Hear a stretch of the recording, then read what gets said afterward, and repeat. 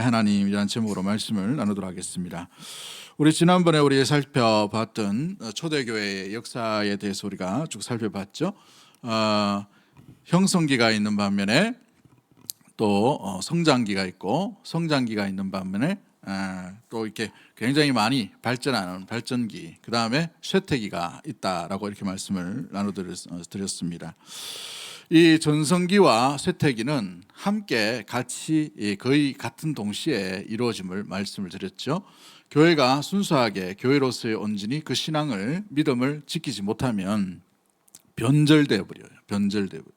이 변절된 이 교회가 빛과 소금, 맛과 빛을 잃어버림으로 말미암아 세상의 권위, 세상에 어찌 보면은 이 위에 오름지하려고 하는, 지배하려고 하는 그런 일들로 인하여서 세상의 권력과 타협을 하게 되기도 하고, 세상의 권력을 취하게 됨으로 말미암아 타락의 길로 나가게 되는 것을 보게 됩니다. 그래서 기독교 역사가 이 두 번이나 이렇게 성장기로부터 쇠퇴기, 또다시 성장기로부터 쇠퇴기로 이어져 가는 것을 보게 되는데, 오늘날에는 이제 두 번째의 이 과정으로 말미암아서 개신교가 개혁주의 또 종교개혁으로 인하여서 시작과 또 형성기를 지나고 난 뒤에 성장과 전성기를 지나서 18세기를 지나서 이제 오늘날 우리 시대에 이제 기독교가 다시 쇠퇴기의 기로에 놓여져 있는 것을 보게 됩니다. 유럽의 교회가 텅텅 비어가는 것을 지난주에 몇 주 전에 말씀을 드렸죠. 유럽의 교회가 왕성함으로 말미암아 우리가 혜택을 받았는데, 우리가 혜택을 받음으로 세상에서 이 나라에서, 전 세계에서 가장 큰 교단들이 우리나라에 다 있는 것을 보게 됩니다. 세계 최대의 장로교가 우리나라에 있고, 세계 최대의 순복음교회가 우리나라에 있고, 세계 최대의 감리교회가 우리나라에 있고, 세계 최대의 침례교는 미국에 있습니다. 그건 침례가 강하기 때문에 남부 이 복음 이제 바이블 벨트라고 그래가지고 이제 백인들이 주로 사는 이제 남부 지역이 있어요. 그 지역에 가면 지금도 아직도 굉장히 복음으로 열정들이 굉장히 많이 일어나고, 물론 흑인들도 황인종도 많이 이렇게 몰리게 됨으로 말미암아서 그 어떤 실내 체육관 크기만한 교회들이 몇 개나 있어요. 그래서 한꺼번에 모일 때 10만 명씩 모이기도 하고, 대부분이 침례교인 것을 보게 되죠. 아무튼 그와 같은 일들이 일어났지만 한국교회를 기점으로 해가지고 많은 부분들이 쇠퇴기에, 제2의 쇠퇴기에 놓여져 있는 것이 현실 가운데 있는 것을 보게 됩니다. 그러면 오늘날 우리 시대 가운데 이 쇠퇴기, 기독교 후기 사회 가운데 우리가 어떤 모습으로 옛 전철을 밟지 않고 온전히 살아가기 위해서는 다시 복음으로, 다시 믿음으로, 다시 말씀 속으로, 다시 기초로 붙들고 나아가야 될, 이전에 잃어버렸던, 이전에 실수했던 것들을 되돌아보면서 오늘날 시대 가운데는 더 이상 실수하지 않도록 다시 온전함으로 나아가야 될 시기 가운데 우리가 놓여져 있음을 바라보게 됩니다. 그런 관점에서 우리가 말씀을 잠깐 나누는데요, 이 도마가 나의 주님이시오 나의 하나님이십니다 라고 말을 하죠. 이 고백이 어떻게 일어나고 있습니까? 부활하신 예수님을 여러 제자들이 만나고 부활하신 예수님을 믿고 부활신앙을 가지게 되었어요. 그런데 그때 자리에 없었던 도마는 어떻게 합니까? 나는 보지 못하는 거로 믿지 못하겠다라고 이렇게 이야기하게 되죠. 의심이 들게 됩니다. 의심이 들므로 말미암아 예수님께서 부활하심으로 말미암아 도마에게도 나타나셔서 내 이 상처를 안으로 손을 집어넣어라 라고 말씀을 하시죠. 그리고 난 뒤에 예수님께서 뭐라고 말씀하십니까? 보고 믿느냐, 보지 않고 믿는 자가 더 크다라고 이렇게 말씀하시고 칭찬하신 것을 보게 됩니다. 그럴 때에 이 도마가 예수님 앞에 납작 엎드리죠. 그 가운데 이 신앙의 고백이 오늘 본문에 있는 의심을 끌쳐버리고 온전히 주님을 주되심을 인정하는 것을 보게 됩니다. 예수님을 뭐라고 고백합니까? 나의 주님이시오 나의 하나님이십니다 라고 되어 있어요. 나의 주님이시오 나의 뭐라고요? 하나님이십니다 라고 이렇게 이야기하고 있는 것이죠. 기독교 쇠퇴기, 이제 화면을 띄워주시고, 이제 화면을 띄워주시면 쇠퇴기부터 제가 넘길게요. 제가 넘길게요. 헷갈리겠다. 다시 그림 보는 차원에서 다시 한번 그림 봅시다. 몇 주 전이지만 이렇게 쇠퇴기로 지나갑니다. 그 세택이 지나가는 가운데 있어서 우리가 초대교회와 중세교회를 지나면서 쇠퇴기가 옵니다. 마지막 개혁교회가 일어나기 전까지가 쇠퇴기가 되게 되는 것이죠. 개혁교회부터 다시 형성기로 일어나서 전성기와 또 성장기와 전성기가 이제 근현대, 현대교회로 넘어가면서 이제 다시 쇠퇴기로, 기독교 쇠퇴기로 나가게 되는 것을 보게 되죠. 자, 형성기에서 우리가 복음이 확장되었던 것을 보게 되었습니다. 혼란기로 인하여서 변정시대, 이단들이 많이 일어났다라고 말씀을 드렸죠. 전성기로 말미암아 기독교가 공인되었다라고 말씀드렸죠. 유명한 이렇게 칙령 하나가 있었다고 말씀을 드렸죠. 그 유명한 칙령이 무슨 칙령이라 그랬어요? 이 사람이 이제 칙령을 내렸는데 콘스탄티누스라는 사람이 칙령을 내렸습니다. 이 깃발을 들고 왕권 다툼 가운데 승리하게 되죠. 예수 그리스도라는 라틴어입니다. 자, 그래서 밀라노 칙령을 내리게 됩니다. 313년에 밀라노 칙령을 내렸는데 이 밀라노 칙령의 핵심 내용이 뭐냐? 그리스도교든 다른 종교든 모든 사람이 자신이 원하는 종교를 믿고 그 제의에 참여할 뭐를 가진다? 자유를 가진다라고 되어 있어요. 종교 자유화를 선택하는 거예요. 그러므로 말미암아서 그동안 박해를 받고 핍박을 받던 기독교가 이제 뭘 하게 되었어요? 공식 종교로 확인되어서 이걸 뭐라고 얘기하냐면 밀라노 칙령이라고 말하지만 기독교 공인이라고 이렇게 합니다. 공식적으로 기독교가 세상 가운데 인정받게 되는 일들이 일어나게 되었어요.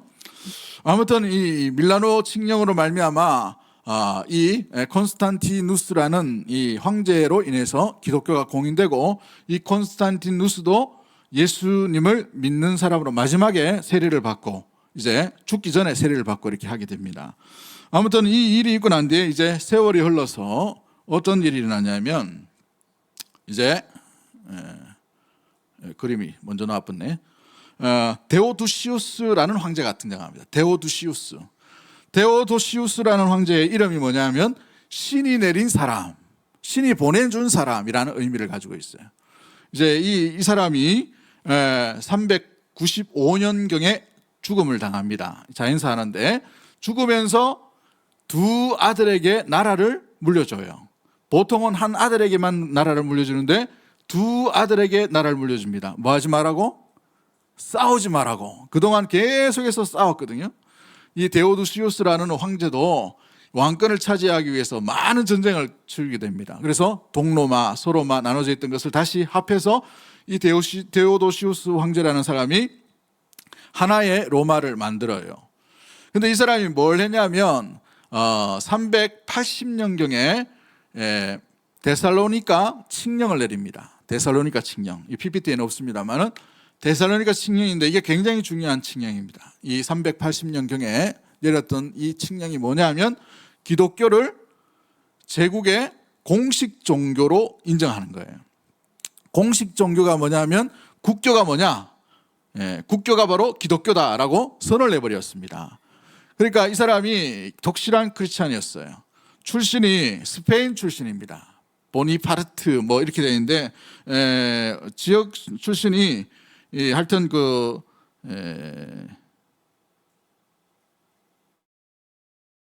스페인 지역이에요. 스페인 지역인데 그 외에 그 코카인의 이름이 코카잖아요. 코카. 그 코카라는 지역에 태어난 사람이 이 데오도시우스라는 사람입니다.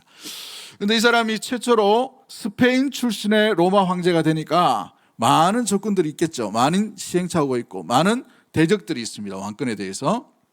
여러분 10여 년 전에 아주 유명한 영화가 하나 있어요. 노예가 검투사가 나와가지고 칼싸움하고 막 하는, 혹시 그거 아셔요? 영화? 6자로 나왔던 아주 유명한 영화인데 막시무스 막 하면서 뭐 이렇게 잘 모르시나 보네. 영화를 안 보시나 보네. 그 1,000만 이상 넘어가는 영화는 좀 보시고 하셔야 되는데 글래디에이트라는 영화가 있어요. 기억나십니까 혹시? 그 영화를 보면 검투사들이 막 나와서 막 싸움하고 장군으로 있다가 오해받아가 황제의 미움을 받아가지고 검투사로 팔려갔다가 막 이렇게 합니다. 그런데 그 이름이 막시무스라는 이름이에요. 그 막시무스라는 이름을 썼던 이유가 뭐냐면 이 데오도시우스라는 황제하고 라이벌 구도에 있었던 사람이 막시무스입니다. 근데 거기다가 이제 상상으로 인물을 끌어다가 넣었는데 그냥 막시무스라는 이름 가운데에서 데오도시우스라는 사람과 여러 가지 인물들을 짬뽕을 해서 막시무스라는 가상의 인물을 실제 이름이 있습니다. 이 황제의 이름이 있는데 이 가상의 인물로 만들어 가지고 영화를 만들었더라고요. 아무튼 그 배경이 된 게 이 데오도시우스 황제가 활동했던 거예요. 근데 이 사람이 죽을 병이 걸렸는데 죽을 병이 걸려서 이제 회복이 될 때에 뭘 하냐면 그 병에서 질병에서 고침받을 때에 암브로시우스라는 유명한 대주교가 있어요. 밀란의 대주교인데 이 암브로시우스라는 대주교가 세례를 줍니다. 세례를 주니까 세례 주자마자 병이 나와버렸어요. 병이 나으니까 이 사람이 너무 좋아가지고 너무 기쁜 나머지 그 온 집안이 독실한 크리스찬이 돼요. 독실한 예수님을 믿어가지고 이 사람이 황제가 되고 난 뒤에는 뭘 하냐면은 모든 제국의 공식 종교뿐만 아니고 공인된 종교뿐만 아니라 제국의 종교는 기독교다라고 기독교를 국교화시켜 버립니다. 380년. 그게 바로 데살로니가 칙령이에요. 380년에 일어났던.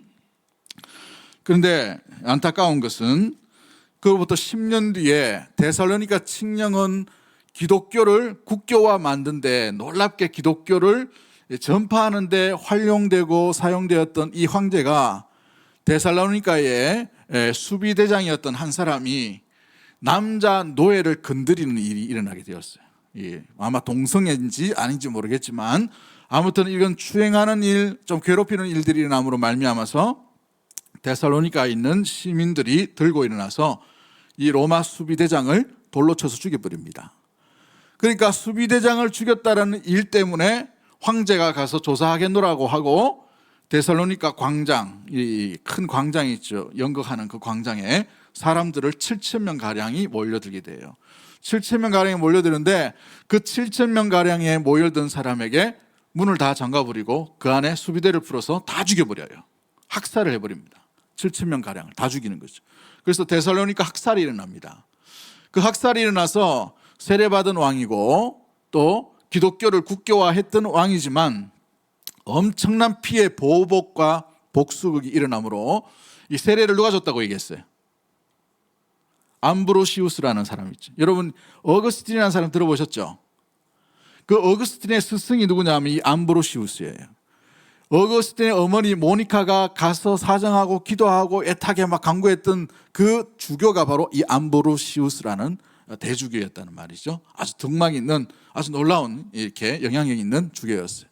아무튼 이 암브로시우스라는 대주교가 그 소식을 듣고 난 뒤에 데오도시우스라는 황제가 이제 교회에다가 예배드리러 올라오겠죠. 예배드리러 올라오는 과정 가운데에서 그 계단의 문을 막고 들어오지 못합니다. 황제여 들어오지 못합니다라고 막았던 그 유명한 사람이 바로 이 암브로시우스입니다. 그 관련된 그림이 좀 전에 띄었던 그 그림인데 뒤에 보시면은 나와 있죠.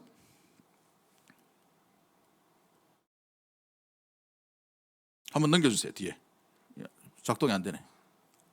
제가 할까요? 네, 그 위에 거. 여기입니다. 주교가 있고 뒤에 그 황제가 있어요. 그 황제가 교회에 들어오지 못하도록 막아버린 거예요. 오늘날 같으면 어떻게 할까요? 대통령이 예배드리러 옵니다. 예배드리러 오는데 어느 지역에 폭탄을 떨어뜨려 가지고 민간인이 많이 죽었어요. 대통령 명령 때문에 죽었단 말이죠. 그러면 교회가 그 대통령이 장로나 집사였단 말이에요. 그죠? 그러면 그 책임에 대해서 누가 이야기할 수 있겠어요? 그런데 이 암브로시우스라는 이 대주교는 교회 문을 막고 당신은 들어오지 못합니다. 이 피를 흘린 이 왕은 들어오지 못합니다라고 막았었어요. 그래서 얼마나 이 황제가 기분이 나쁘고 자기가 얼마나 열받겠어요. 기독교를 국교화한 황제인데. 그런데 이 사람이 뒤로 돌아갑니다.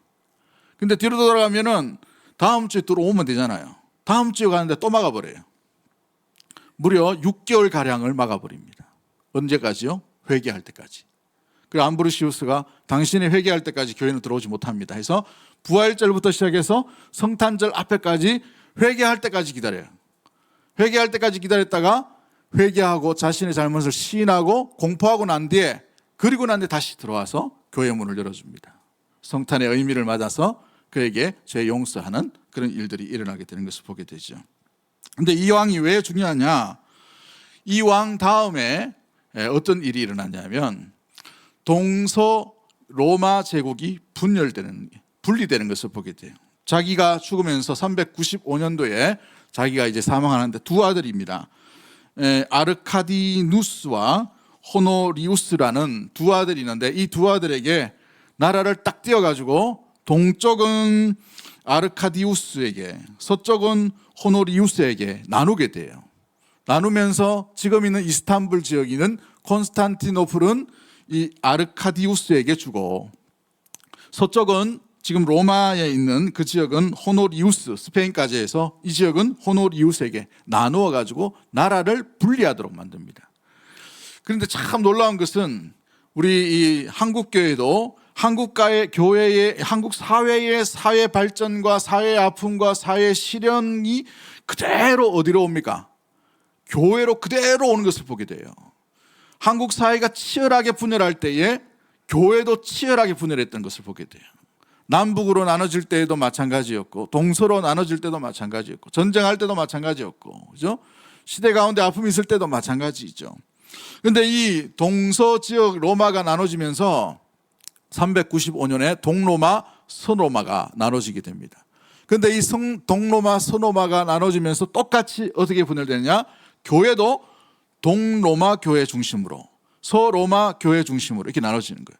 동로마는 동방정교회, 요즘 정교회 형식으로 이렇게 발전하고, 이 서쪽은 로마 교회, 로마 이 교황청을 중심으로 해서 교회가 발전하게 되는 거예요.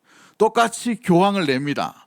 여기는 총대 주교라고 얘기하고 여기는 또 교황이라고 얘기해서 서로 이제 자기가 기독교의 수장이라 해서 서로 싸우게 되는 일들이 일어나게 돼요. 서로 싸우고.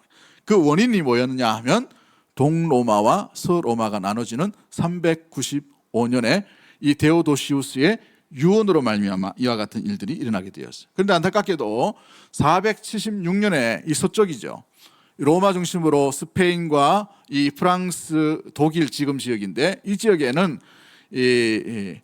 어떤 종족이 많이 살고 있냐면 게르만족이 많이 살고 있어요. 게르만족. 그래서 이 게르만족이 더 이상 이 용병으로 살고 있다가 참지 못해서 로마로 쳐들어오게 됩니다. 먹을 걸 달라고 쳐들어왔는데 이 서로마가 그때 당시에는 이 충분하게 이 게르만족을 다 방어할 수 있었는데 이 476년 돼서 더 이상 방어하지 못하고 로마가 함락되어 버려요. 이 로마가 함락되는 시기로부터 해서 무슨 교회가 일어나게 되냐면 중세교회, 중세시대가 이루어지게 됩니다. 왜 중세시대라고 얘기하냐면 로마라는 큰 제국이 있는데 이 로마라는 큰 제국 가운데는 로마의 통치가 있어요. 법이 있고 도로가 있고 군사가 있고 어떤 제도, 정치적인 제도가 있단 말이죠. 근데 이 게르만족은 그런 정치 제도가 없어요. 지방 행정도 없고 어떤 조직도 없단 말이죠. 와서 약탈만 하는 거예요. 약탈만. 그냥 법도 없고 이런 거예요. 그래서 로마의 이 궁궐, 이 화려했던 이 궁정들이 전부 이게 완전 이 오물구덩이 이런들도 약탈하고 불질러버리고 이런 일들이 일어나게 되었어요. 그래서 로마의 이 고대 로마의 질서가 완전히 무너진 시기를 중세시대, 암흑기라고 얘기하죠. 교회도 마찬가지였어요. 이때부터 중세교회가 시작되게 되는 것을 보게 됩니다. 그런데 안타까운 것은 이제 중세시대, 중세교회로서 이게 시작이 되는데 이 서로마라는 이런 아주 탁월한 정치 체계가 완전히 무너지고 게르만족이 오도아케르라는 사람이 지배하고 난 뒤에 이 서쪽에 있는 로마부터 해서 프랑스, 독일, 스페인, 북아프리카 이 지역 가운데에서 당시에 서로마 이 제국이 다스렸던 모든 지방 행정을 대신하는 그룹이 일어나게 되었어요. 그 그룹이 누구였냐 하면 교회였습니다. 그 지역의 감독교회였단 말이에요. 그래서 그 감독교회가 그 지역의 지방 수령이 되는 역할들을 하게 되었어요. 그래서 지방 수령의 역할을 함으로 말미암아 다스리는 통치까지도, 행정력까지도 이 중세 가운데 감당했던 것이 교회였단 말이죠. 그러니까 교회가 세상에 힘을 더 얻게 되는 일들이 일어나게 되었어요. 세상의 법 위에 교회가 나타나게 되는 것을 보게 되죠. 이것이 바로 교회의 쇠퇴기의 시작점이었습니다. 교회가 이 세상의 나라를 견고하게 방어하고 또 때로는 대치하기도 하고 또 때로는 무엇보다도 견제하기도 하고 깨어서 빛과 소금의 역할을 해야 되는데 같이 동일하게 타락해버리는 일들이 중세 교회 가운데 점점 일어나게 되는 현상들이 일어나게 되었어요.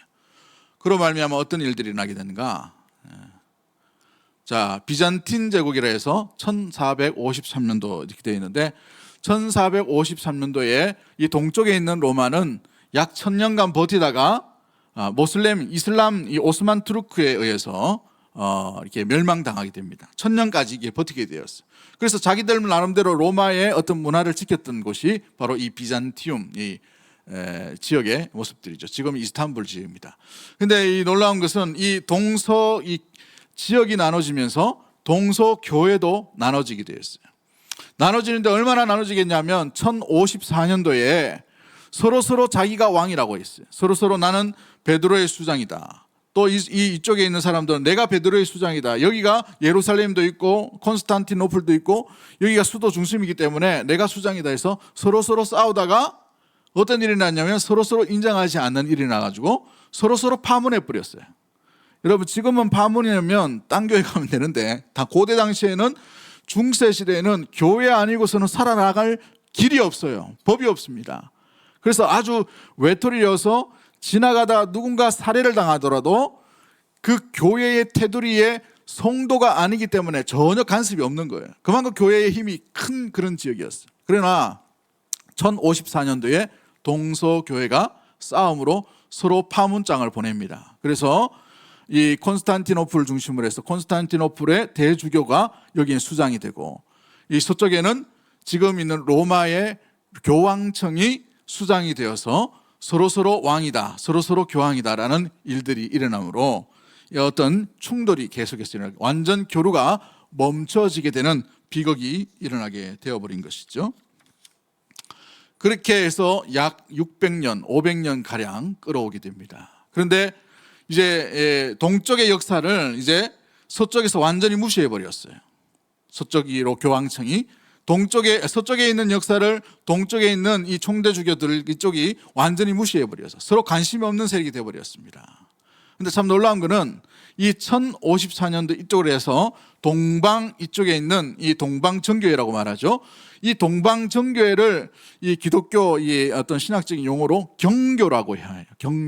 경교라고 하는데 경교의 일파 가운데 있는 그 분에 이 네스토리우스라는 그런 한 분파가 있는데 이들이 실크로드를 타고 당나라로 들어갔다가 신라까지 오게 되는 선교의 열정이 동쪽으로 계속해서 퍼지게 되는 것을 보게 돼요. 멈춘 게 아니고 계속해서 복음이 커지는 것을 보게 됩니다. 우리 경주에 신라 시대에 있었던 사찰이 있죠. 불국사 사찰이 있는데 발굴하다가 보니까 십자가 모양의 도자기가 발견된 것을 보게 됩니다.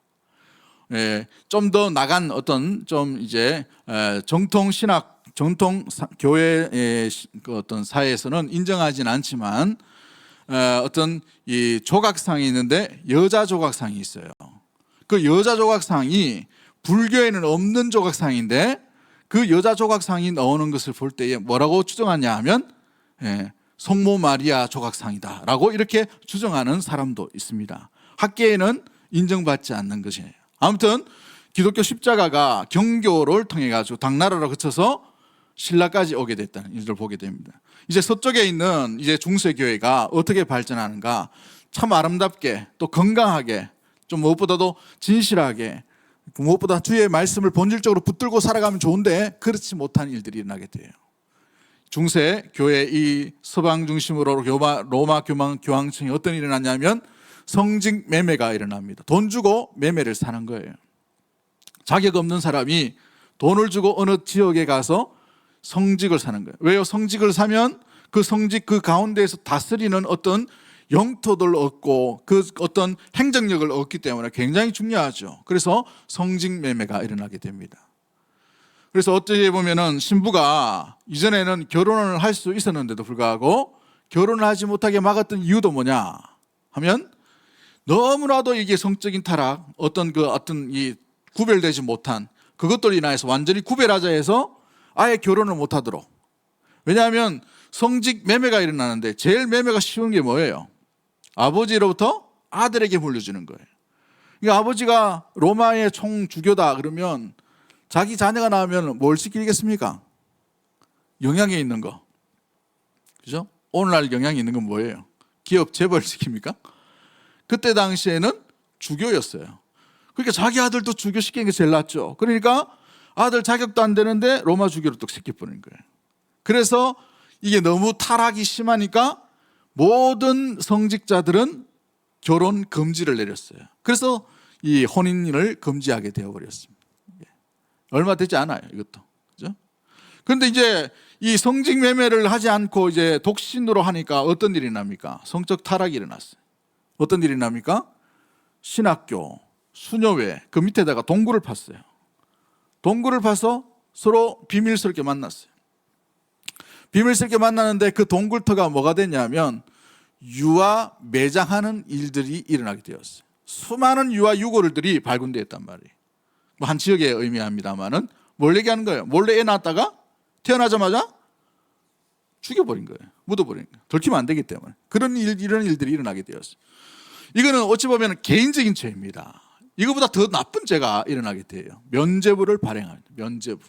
이 면죄부가 뭐예요? 여러분, 그 죄 가운데에서 용서를 준다. 이게 교회가 용서를 준다는 거예요. 교회가 용서를 준다. 그 용서를 주는 권한이 누구에게 있습니까? 주교에게 있는 것이죠. 그래서 돈을 많이 가져오면 그 죄에 대해서 살인죄라 하더라도 사형죄다 하더라도 용서해 주는 거예요. 뭐 하기 위해서? 베드로 성당 지으려고 얼마 많은 사람들이, 여러분 베드로 성당 한번 가보신 적 있으셔요? 지나가면 와 좋다 이것만 보시면 안 되고 이것 때문에 중세교회가 무너졌구나라는 것을 아셔야 돼요. 이 중세 마지막에 그 화려하게 대리 속으로 온갖 것을 다 갖다 놨단 말이에요. 물론 좋은 그림도 많이 갖다 놓고 했지만 이 어마어마한 공사예요. 보면 완전히 화려하고 눈이 확 뒤집어집니다. 저도 그 바티칸 박물관에 들어가 본 적이 있는데 구경하다 보면 3박 4일 걸릴지도 모자랄 정도로 다 못 봐요. 그냥 쭉 지나가다 보도록 되어 있는데 대리석 하나하나 모양 하나 그림 하나 다 수집했어요. 바깥에 보면 광장이 또 얼마나 큽니까? 그만한 걸 만들려면 중세에 만들려면 얼마나 많은 돈이 들었을까요? 그냥 헌금해 가지고는 될 일이 아니에요. 헌금이 모자라는 것이죠. 그러니까 이 연약한 성도들 그때 당시 라틴어로 썼기 때문에 이 성경을 읽지 못하는, 어찌 보면 성경을 온전히 문자적으로 본인들이 알고 깨닫고 하는 이런 이 행위들이 할 수 없는 그런 상황이었어요. 주교의 입에서 나오는 말이 다 말씀이었단 말이죠. 그러다 보니 주교가 그 이야기를 하면서 헌금을 내라. 그 헌금을 내는데 어디로 갑니까? 이제 헌금 걷어가지고 중앙처인 교황청으로 올라가는 거예요. 가서 베드로 성당을 만듭니다. 돈이 모자라요. 돈이 모자라다 보니까 무슨 세가 계속 갖다 붙여요. 근데 그것 가지고도 모자라니까 어떻게 하냐면 면죄부라는 것을 만들었어요. 면죄부. 여러분 죄값이 용서받는데 그 돈이 얼마 정도 들까요? 죄값이 용서받는데 지금부터 다 지었던 모든 죄를 용서받는데 티켓 하나로 돼요. 얼마일까요? 10만 원 주면 용서할까요? 집 한 채 값이에요. 집 한 채 값. 여러분 현대교회에 잘 사신 거예요. 지금 집 한 채 내라 이렇게 하지 않죠. 어마어마한 돈을 내라는 거예요. 어마어마한 돈. 감당할 수 없는 돈. 서민들이 감당할 수 없는 돈이. 그런데 또 믿음 좋은 사람은 또 시킨 대로 했기 때문에 또 이렇게 자기의 죄를 용서받는다 싶어가지고 또 면죄부를 샀어요. 사가지고 또 이게 중앙청으로 올라가서 이게 로마 교황청의 이 베드로 성당을 열심히 짓고 있는데 그래도 모자라는, 그대로도 모자라. 그럼 이제 어떻게 해야 될까요? 면죄부를. 아이디어를 내보세요. 어떻게 할까요? 어떻게 돈을 거두게 할까요? 교회가, 중세교회가 죽은 사람까지 죄를 면해 줄 수 있다고 한 거예요. 거기서부터 기독교 이 중세교회가 신학적으로 완전히 타락해버린 일들이 일어납니다. 죽은 자의 죄 용서. 죽고 없는데 그 사람을 갖다가 죄 용서를 시켜주는 거예요. 만약에 우리 가족이 있는데 우리 누나나 우리 형이 예수 안 믿고 죽었어요. 예수 안 믿고 죽었기 때문에 나는 예수 믿어 너무 좋은데 우리 형, 우리 누나가 예수 안 믿고 죽었는데 얼마나 마음이 아파요. 평생 가서 이제 천국에 가지도 못하고 지옥에 가서 헤맬 텐데 그걸 끄집어내는 것이죠. 그 연약함, 성도들의 그 연약함을 끄집어내어서 죽은 자에게도 죄를 사할 수 있는 권한이 있다라고 신학적으로 바꿔버립니다. 그래서 그것을 판매해요. 죽은 자의 죄 용서도 가능하다 해서 가족별로 한 사람 한 사람 한 사람 하는 거예요. 그 한 명 한 명 하니까 돈이 얼마 되겠습니까? 한 명만 거둘 수 있는데 수많은 사람, 죽은 사람까지 거둘 수 있으니까 얼마나 이게 돈 장사가 되겠어요. 그래서 중앙청에 파견된 이 중앙신부가 그 면죄부 값을 걷어가지고 이 본부에다 갖다 주게 되는 이런 일들이 일어나게 되었단 말이죠. 이건 다 안타까운 일이죠. 그래서 중세 가톨릭이 타락한 결정적인 순간이 바로 이 면죄부입니다. 이 면죄부 때문에 죽은 자가 죄 용서 받는 그 과정으로 나가야 되죠. 신학적으로 아주 중요한 모토가 있어요. 뭐냐면 죽은 자가 죄 용서를 받으려면 죽은 자가 어디 있어야 됩니까? 지옥에 있으면 안 되잖아요. 지옥에 형벌 받았는데. 그래서 만든 이상한 논리가 뭐냐면 연옥이란 걸 만들었어요. 연옥이란 걸. 중간 상태를 만들어버렸단 말이에요. 마태복음 보시면은 이 거지 나사로가 천국에 가서 막 헤맬 때에 이제 떵떵거리면서 살 때에 부자가 어떻게 됩니까? 저 나사로 보고 물 한 방울 찍어서 내게 달라고 해달라고 그렇게 요청하죠. 그걸 인용해 가지고 죽은 자가 지옥으로 바로 떨어진 게 아니고 죽은 자는 상당한 오랜 기간 동안 연옥이라는 곳에 대기하고 있는데 살아있는 사람이 그 사람을 위해 기도하거나 살아있는 사람이 그 사람을 위해 공덕을 쌓거나 살아있는 사람이 그 사람을 위해 면죄부를 사면 그 사람의 죄가 사해짐으로 말미암아 어디로 직행을 할 수 있다? 천국으로 직행할 수 있다. 이렇게 논리를 하는 거예요. 그래서 연옥스를 만들게 됩니다. 종교가 타락하게 된 것이죠. 그 연옥스를 만들면서 뭐가 필요했냐면 성경에 보면 예수 그리스도로 말미암아 사함을 받는다고 돼 있어요. 오직 예수님이잖아요. 그죠? 예수님 어디 계십니까? 천국에 계시죠. 예수님을 믿어야 되는데 죽은 사람이 어떻게 예수를 믿어요? 그래서 갖다 붙인 게 뭐냐 하면 성모 마리아를 숭배하는 거예요. 그래서 성당 가면 제일 먼저 환영하는 그 동상이 뭡니까? 성모 마리아 상이 있어요. 거기서 기도하고 있어요. 누굴 위해? 죽은 자를 위해, 자기 자신을 위해. 그 성모 마리아를 둘 수밖에 없는 이유가 바로 여기에서 일어나게 돼요. 종교가 타락함으로 말미암아 하나씩 변질이 되어가는 것이 점점 깊어지는 거예요. 그래서 면죄부가 이와 같이 나쁜 일들을 하게 되었어요. 또한 종교 재판이 어떻게 일어납니까?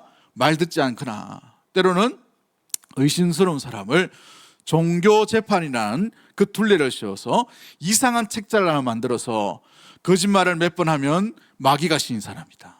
마음 가운데 이상한 말을 하는 사람은 마귀가 씌운 사람이 해서 전부 족쇄를 채워놨어요. 근데 그 뒤로 보면 풀어주는 사람이 어떤 사람이냐면 돈 좀 있고 돈을 뭐 해결할 수 있는 사람이면 돈을 받고 쉽게 풀어줘요. 그런데 돈 없는 사람은 그냥 다 마녀로 이 재판을 받아서 마녀 사냥이 되어버렸어요. 여기서 나오는 게 이제 마녀 사냥인데 수많은 사람들이 이로 인하여서 많은 죽음을 당하게 되었어요. 그 중에 대부분의 사람들이 신실하게 하나님을 쫓고 기도하고 순수하게 신앙을 지켰던 사람이란 말이죠. 이와 같은 종교가 타락하는 일들이 중세 가운데 일어나게 되었다는 것입니다.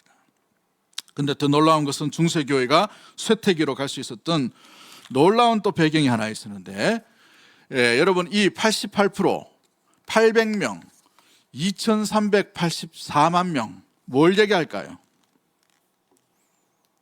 무슨 사건? 전 유럽을 강타한 흑사병이에요. 흑사병. 1347년에 유럽과 터키에서 흑사병이 발견하게 되는데 무려 5년간 발발됨으로 말미암아 콘스탄티노플의 88%의 인구가 다 죽게 되었어요. 파리라는 도시는 하루에 800명씩 죽어나갔다고 합니다. 그래서 유럽에 수만 명이 죽게 되는데 총 인구가 2384만 명이 흑사병으로 죽게 되었어요. 유럽 인구의 3분의 1에 해당됩니다. 그런데 여기에 기름을 부었던 하나의 사건이 있어요. 그냥 흑사병이 유행한 게 아니에요. 당시에 이 교황이었던 로마 교황이었던 클레멘스 6세라는 사람이 있었어요. 이 클레멘스 6세라는 사람이 이제 이 헌금, 특히 이 베드로 성당을 짓기 위해 수많은 헌금이 이제 모자라다 보니까 이것을 채우기 위해서 뭘 만들었냐면 100년에 한 번씩 돌아오는 그런 안식년과 같은 어떤 희년, 성년이라는 것이 있어요. 이 캐톨릭에 성년이라는 것이 있는데 이 100년마다 한 번씩 뭘 해야 되냐면 베드로 성당이나 성 바울 성당이나 가서 거기서 미사를 드려야 죄가 용서받는다는 그런 사상입니다. 전통적으로 내려오는 거예요. 근데 이 100년마다 내려오는 것을 이 클레멘트 6세라는 사람이 이 어떤 돈에 관한 그런 부분들을 이 성도들에게 좀 받기 위해서, 갈취하기 위해서, 또한 짓기 위해서 100년에 대한 이 성년 이 의식을 50년으로 잘라버립니다. 50년. 그러니까 100년마다 한 번씩 돌아와야 되는데 50년마다 하니까 그 50년에 해당되는 상황이 1347년부터 1352년 그 사이에 일어나게 된 거예요. 그러니까 수많은 사람들이 어디로 몰려옵니까? 로마로 몰려오죠. 유럽에 있는 수많은 사람들이 자기 죄가 용서받는다 싶어가지고 로마로 몰려드는데 무려 100만 명이 순례를 하게 됩니다. 100만 명이 순례를 하니까 그 바글바글하게 몰려드니까 어떻게 됩니까? 흑사병이 더욱더 창궐하게 되어서 수많은 사람들이 죽게 되는 기름을 붓는 사건이 일어나게 되어버렸다는 것이죠. 그런데 안타까운 것은 이 2384명이 죽은 것 가운데에서 또 누가 많이 죽었겠어요? 어디로 몰려들었다고요? 교회로 몰려드니까 교회 성도들이 많이 죽는데 교회 성도들이 몇 명이 죽어도 미사는 드릴 수가 있어요. 그런데 누가 없으면 미사를 못 드립니까? 신부가 죽는 거예요. 신부가 있다가 죽어버리고 하니까 신부 수업이 이게 수급이 되지 않으니까 믿음 좀 괜찮다 싶은 평신도를 세워가지고 당신 주게 하라고 세워버리는 거예요. 정식 교육을 받지 못하는 사람들이 주교가 되니까 어떤 일이 납니까? 교회가 질적으로 떨어지게 됩니다. 이상한 이야기를 막 하는 거예요.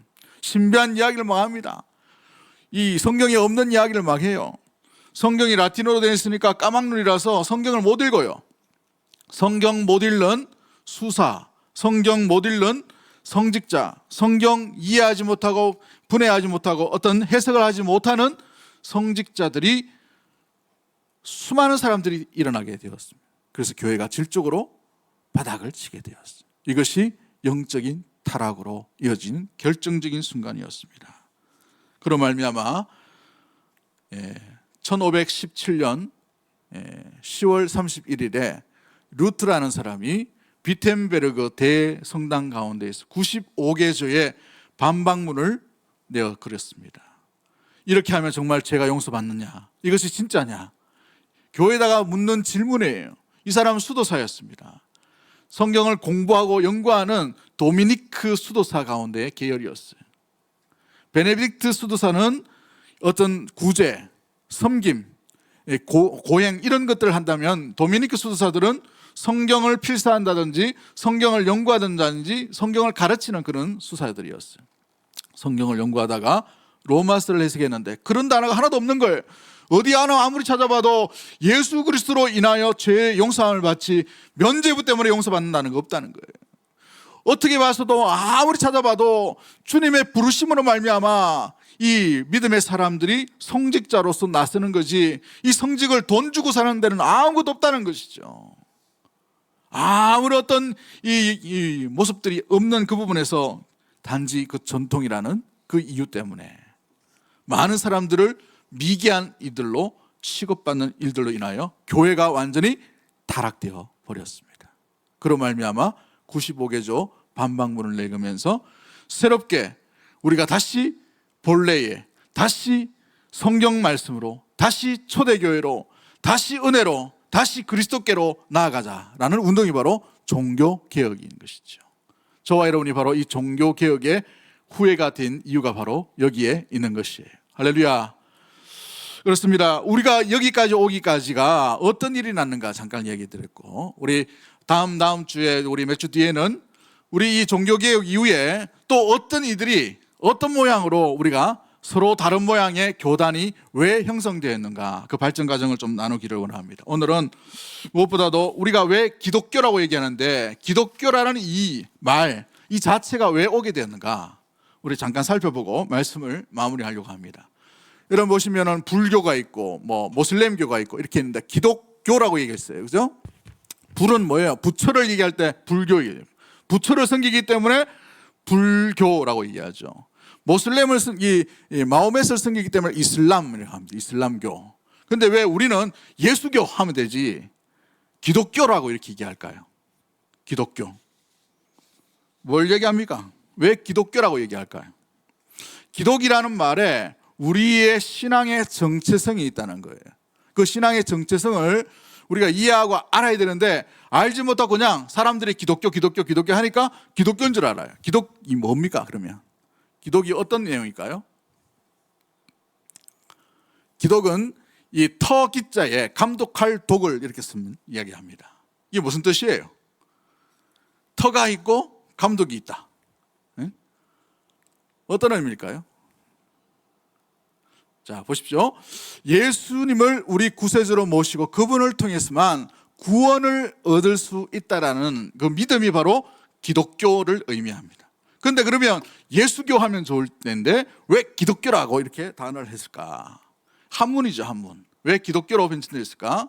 기독이라는 말은 예수와의 관계를 모른 채 예수를 믿고 있다면 우리가 전혀 우리 예수님과 상관이 없는 모습들을 보게 됩니다. 기독교를 믿는 것이 아니라는 것이죠. 메시아와 예수. 자, 보십시오. 예수님이 탄생하신 곳은 저기 이 팔레스타인 지역의 이 베들레헴이라는 곳에서 탄생하셨습니다. 그죠? 자, 그래서 예수를 그리스도다라고 이렇게 하는 것은 그리스도 이름이 뭐예요? 기름 부은 자입니다. 마시아르라는 단어를 쓰는데 이 영어로 말하면 메시아를 얘기하죠. 마시아르는 메시아, 히브리 말로 마시아르라는 단어를 쓰는데 기름 부은 왕을 얘기합니다. 기름 부은 자. 구약에 기름 부은 게 세 가지의 직책이 있어요. 그 세 가지 직책이 우리가 잘 알죠? 하나의 직책이 뭡니까? 너무 오래 했나? 이제 끝내야 되겠네.